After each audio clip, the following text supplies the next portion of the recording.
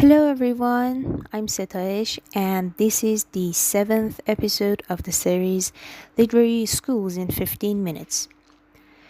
Today's school is Impressionism. Some refer to it as just an artistic and literary technique, but it is commonly considered a school or a movement. What is Impressionism? Impressionism emerged in France in the late 19th century, first as a visual art movement before starting to influence literature. To understand literary Impressionism, we need to first understand its roots in painting. Impressionist painters like Claude Monet, Pierre-Auguste Renoir, and Edgar Degas revolutionized art by capturing fleeting moments and the play of light.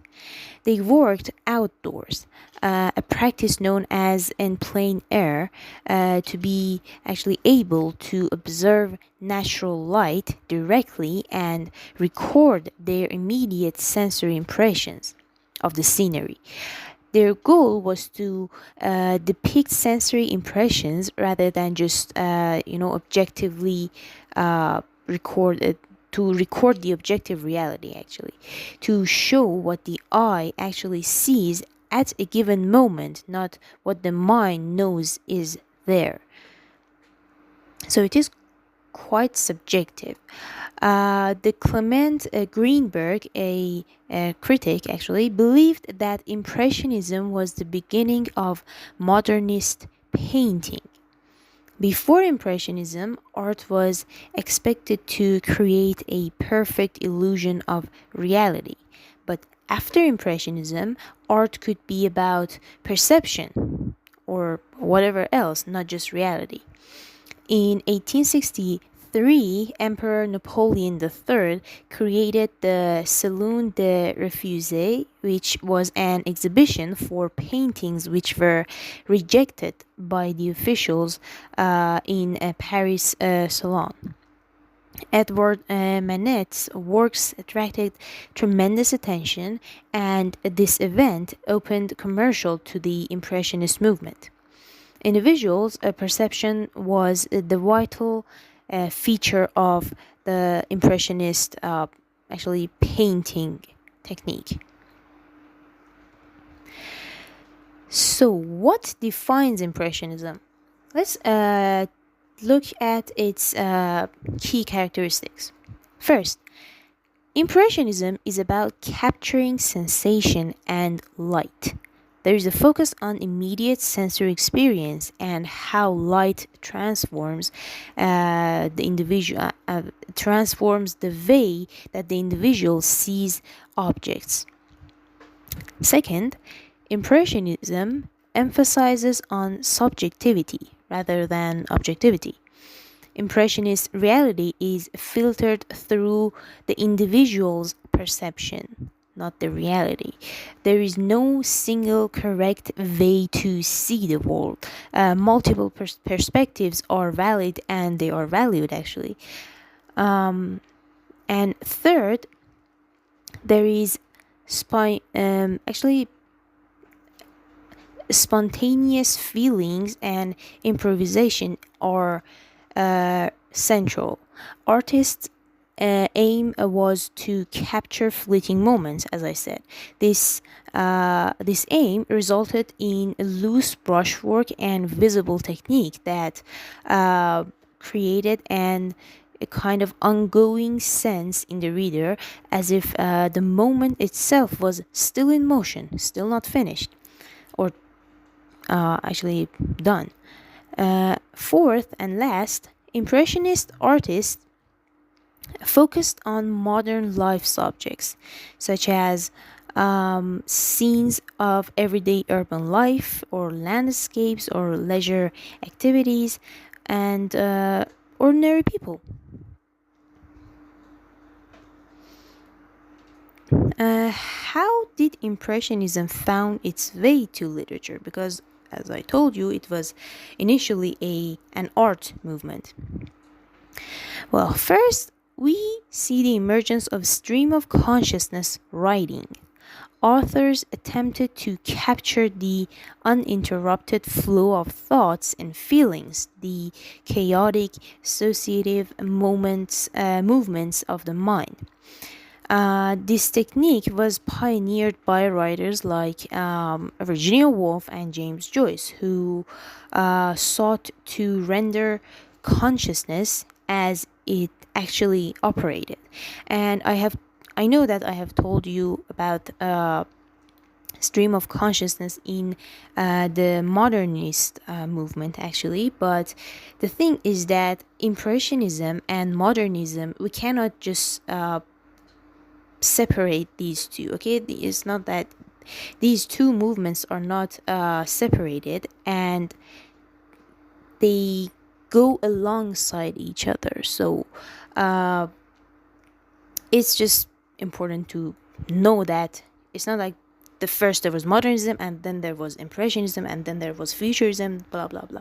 Okay, it is they go alongside each other, they exist alongside each other. Okay, so second, there is fragmented narrative structure. Traditional plot gives way to a series of sensory impressions. Time becomes fluid and nonlinear, flowing backward and forward as memory and perception might want to dictate.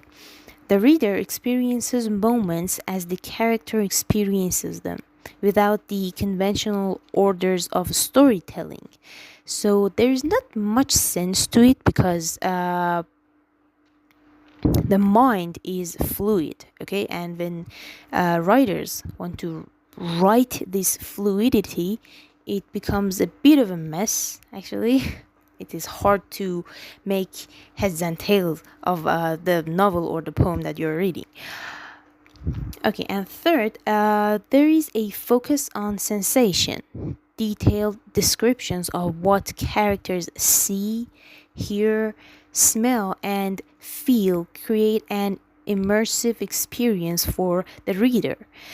Language evokes sensory experience rather than just explaining them. And finally, there is an emphasis on subjectivity and interiority. Events are presented from a single character's perspective. The world is recreated through the character's mind with all the distortions and limitations that it has. Okay, now let's briefly note some key figures in literary impressionism. And I have to tell you that some of them are actually the same as the literary figures in modernism, such as Virginia Woolf and James Joyce. Except for these two, the other notable figures are Marcel Proust with In Search of Lost Time, Catherine Mansfield, whose short stories focus on fleeting moments and impressions, and William Faulkner, whose The Sound and the Fury uses multiple subjective narrators to tell a single story. Okay, Impressionist literature explores several recurring themes. First, there is the subjective nature of reality. Multiple characters perceive the same event differently, and no single truth exists. Reality is constructed through perception, it is not discovered. This theme embraces multiplicity, not uniqueness. Second, there is alienation and isolation. Characters exist within their own consciousness and often struggle to connect with other characters. There is a tension between the real person and the self that they usually present to the society. The private interior of a person, of the character, versus the public persona of the character. This theme reflects the modern experience of fragmentation and loneliness. The third theme, memory and time are explored in innovative ways. Time is experienced subjectively. The past intrudes on the present through memory and disrupts linear timelines, the linear time. Proust developed the concept of involuntary memory, referring to those unexpected sensory triggered recollections that feel more vivid and real than voluntary memory. And the last theme, we see the dissociation of mind and body. Characters feel disconnected from their own physical existence. Modern life fragments identity, and there is a search for reintegration and wholeness that is often unsuccessful. This theme shows the psychological fragmentation which was identified by Freud, and I've already told you about the theories of Freud, so I don't want to repeat too much of what I have said. Historical context. Impressionism emerged during a period of rapid social and technological change that transformed human experience. Technological advances were dramatic. People saw steam powered industrialization spread across Europe and America. The development of railways that connected cities and transformed travel and commerce. The electric telegraph and the adoption of standard time, the actually the instead of the sunrise sunset kind of time by railway companies.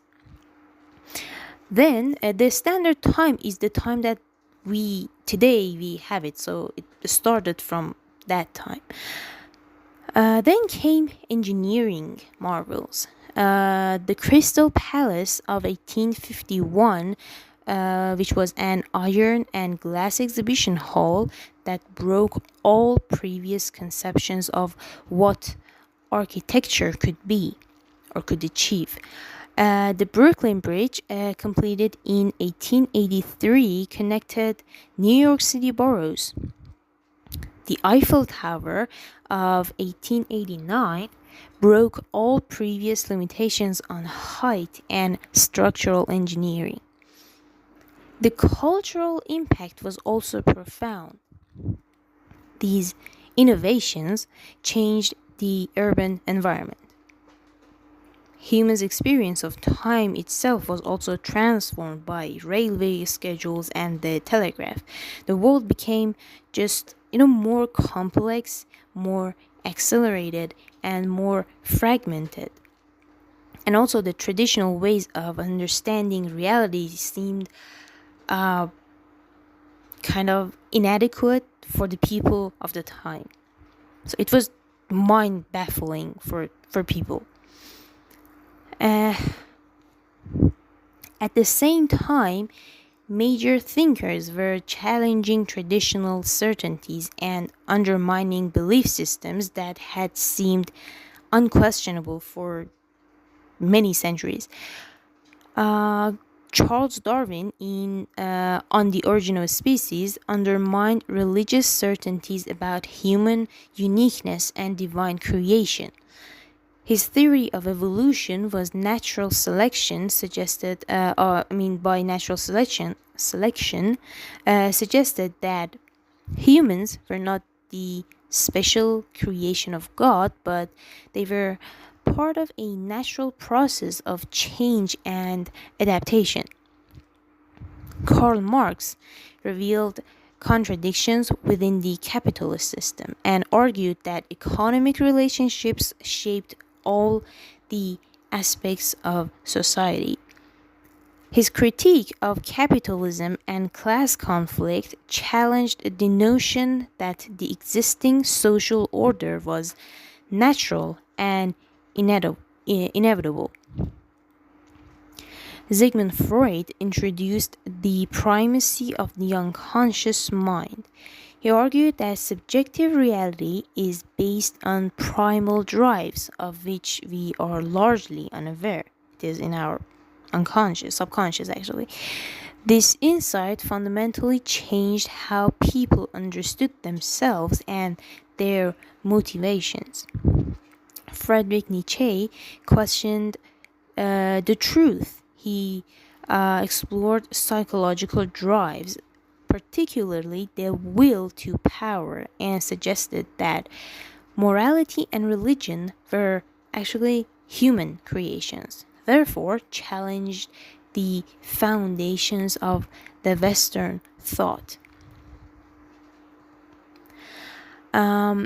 Symbolism developed alongside Impressionism as another key precursor to modernism. The two movements shared concerns but approached them differently, actually. Symbolist literature, and there is also a video about it, you can check the channel, is characterized by its emphasis on suggestion and evocation over just direct description. Symbolists were interested in the musical properties of language, the way words sound and resonate. They believed that language is inherently symbolic, always pointing beyond itself to some hidden meanings. The symbolists followed connections created by the sound and texture of words, not just their literal meanings.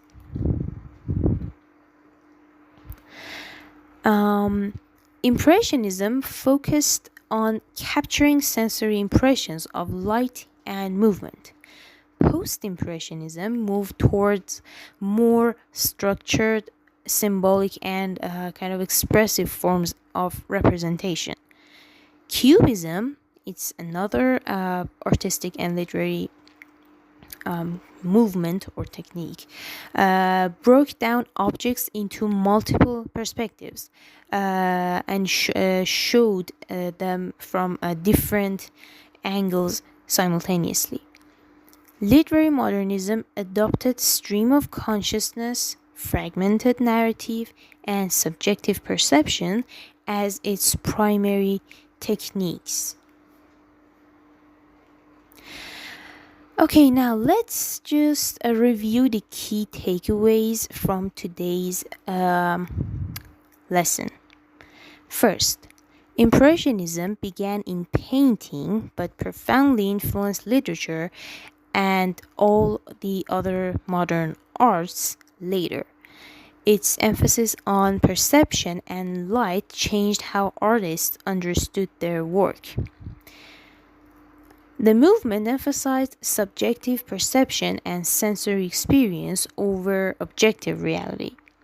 The truth of the world lies in how we experience it, not in some external fixed reality. It is subjective. Literary Impressionism introduced stream of consciousness and fragmented narrative, two techniques that remain central to even modern literature. Impressionism responded to the rapid social and technological changes of the late 19th century. These changes in industrialization, new technologies, new ideas about time and self and everything created the conditions for new ways of seeing and representing the world. And finally, Impressionism laid the foundation for modernism and all the other subsequent avant-garde movements. It opened the door to questioning everything and experimenting with everything. Impressionism taught us that what we see depends on how we look at it. An insight that transformed both art and literature and opened the door to a century of creative experimentation. Thank you for your attention. You can check the other videos in the channel about the other literary movements that we have covered. Take care and goodbye.